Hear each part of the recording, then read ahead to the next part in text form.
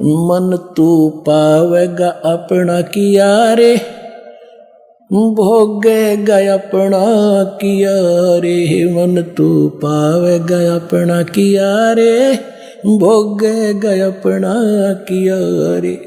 जैसे कर्म करोगे वो भोगने पड़ेंगे। अब कर्म ही क्यों ना सुधारे हम पहले, हम कर्म अच्छे करें। जैसे भक्ति कर्म कर रहे हैं वो भी गलत, शास्त्र विदिता कर्म अनुमान आचरण कर रहे हैं, उनका कोई लाभ होना नहीं। और बाकी हम कर्म ठीक कर ही नहीं रहे, क्योंकि हम किसी को लूटते हैं, रिश्वत लेते हैं, मिलावट करते हैं, अटपट करते हैं। ये हमने देना पड़ेगा, ये हमने भोगना पड़ेगा।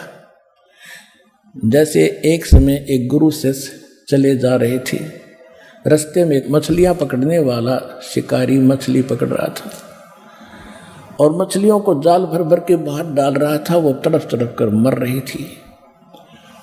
तब गुरु जी से शिष्य ने पूछा कि हे गुरुदेव, इस अपराधी प्राणी को क्या सजा मिलेगी, कैसे पाप कर रहा है, कैसे जीव मर रहे हैं इसके सामने, इसको जरा रहम नहीं।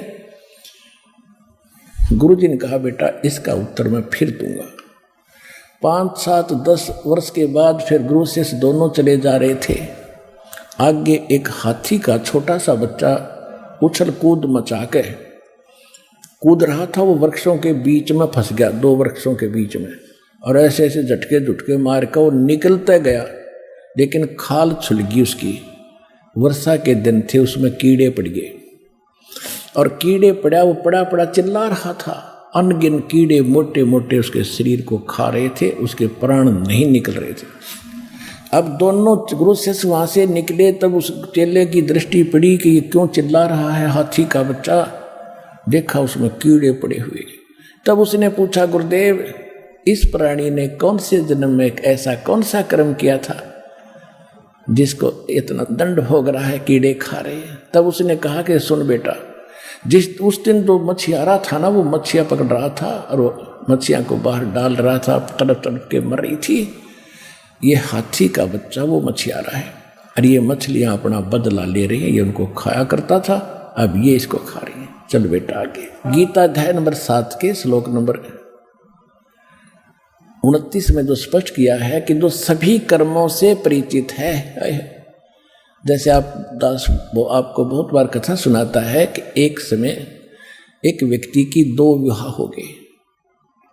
पहले वाली से पत्नी से एक पुत्र हुआ, दूसरा विवाह किया तो उन दोनों दूसरी के भी पुत्र उत्पन्न हुआ, पहले वाली की मृत्यु होगी। उसके बाद दूसरा विवाह किया तो उससे भी पुत्र उत्पन्न हुआ। दोनों के 10-12 वर्ष का अंतर, 15-16 साल का अंतर था। 10-12 वर्ष का बड़े पुत्र की और दूसरे पुत्र की आयु में। तो किसान की मृत्यु होगी। बड़े का विवाह हो चुका था, छोटा भी 10-12 वर्ष का था। छोटे वाला किसी कारण से रोगी हो गया। संपत्ति का बराबर का अधिकारी था। कुछ दिन ट्रीटमेंट भी करवाया। फिर उन्होंने दोनों ने, पति पत्नी ने क्या लालच छाया कि क्यों ना इसको विष दिला दें और सारी संपत्ति अपनी हो जाएगी। यही लास्ट में निष्कर्ष निकला। किसी वैद्य से संपर्क साधा। उस वैद्य ने कहा इतने पैसे लूँगा, मैं ये काम कर दूँगा, दवाई कर दूँगा। ऐसा ही हो गया। उसने 200, 250, 500 रुपये जो लिए वो दे दिए और उसको विष दे दिया, वो मर गया। सभी को ये था कि बीमार है, भाई मर गया, बात खत्म हुई। कुछ दिनों के बाद उनको एक पुत्र प्राप्त हुआ, इकलौता पुत्र, सारी संपत्ति भाई वाली भी अपने पास, और दिल खोल कर उसको खूब खिलाया पिलाया, ठाठ से पाला पोसा। जब वो गिने दिनों में 14-15 साल का, 16 वर्ष का हो गया, उसका विवाह कर दिया।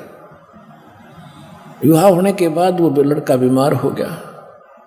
उसका सब जगह इलाज कराया उन्होंने, क्योंकि वो अपना बेटा था। इसलिए देश विदेश में जिसने जो मुँह मांगा, झाड़ फूक सब कुछ करवा ली, आधी संपत्ति बेच कर लगा दी।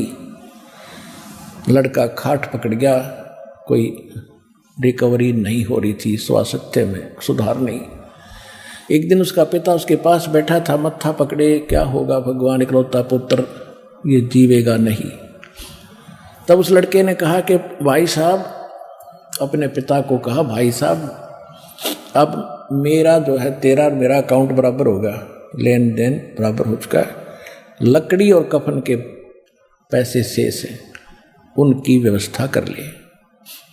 अब उसने देखा कि लड़का इतना दुखी हो रहा है, ऐसा इसकी बुद्धि काम नहीं कर रही, पिता को भी भाई कह रहा है। उसने कहा नहीं बेटा मैं तेरा पिता हूँ। अगर नहीं तू मेरा भाई है। कि नहीं आपको बेटा पहचान में नहीं आया, देख मैं तेरा बाप हूँ। नहीं तो मेरा वो भाई है जिसने मुझे जहर देकर मारा था, याद है तेरा वो कहानी। आज मैंने अपनी पाई पाई प्राप्त कर ली है, तैने जो मेरी संपत्ति हड़प करी थी वो मैंने खर्च करवा ली है, और अब तेरा मेरा हिसाब बराबर हो गया। तब उसने कहा कि भाई वहाँ खुल गई फिर तो कहा अब मेरी मृत्यु है, कोई नहीं रोक सकेगा मुझे। तब उसने कहा कि एक बात बता दे भाई साहब, तेरी बात सारी सच्ची, मेरी आँख खुल गई, मेरा तो कुल नाश हो गया, तू मर गया तो कुछ नहीं मेरे पीछे, या संपत्ति के काम आई जो शेष बची है। पर एक बात बता, मैंने जैसा जुल्म किया था वो तो मेरे को मिल गया, ठीक है, मैंने तो अपना कर्म किया पा लिया, लेकिन ये लड़की जो कन्या तेरे ब्याही आई है, तेरी पत्नी है, इसने के पाप कर दिया, अब ये जिंदी जलाई जाएगी। क्योंकि उस समय सती प्रथा जोरों पर थी, मरने वाले की पत्नी साथ फूकी जाती थी उसी चिता में। तब उसने बताया कि वो वैद्य कहाँ है, डॉक्टर जिसने मुझे विष दिया था कि तेरी मृत्यु के 4 वर्ष बाद उसकी मृत्यु हो गई थी हार्ट अटैक से। उसने कहा, लड़के ने कहा कि ये वही दुष्ट आत्मा है जो आज मेरी पत्नी रूप में आई हुई है, अब यह जिंदी फूकी जाएगी, इसको यही सजा पर्याप्त है। मन तू पावेगा अपना किया रे, भोगेगा अपना किया हरे, मन तू पावेगा अपना किया रे, भोगेगा अपना किया हरे।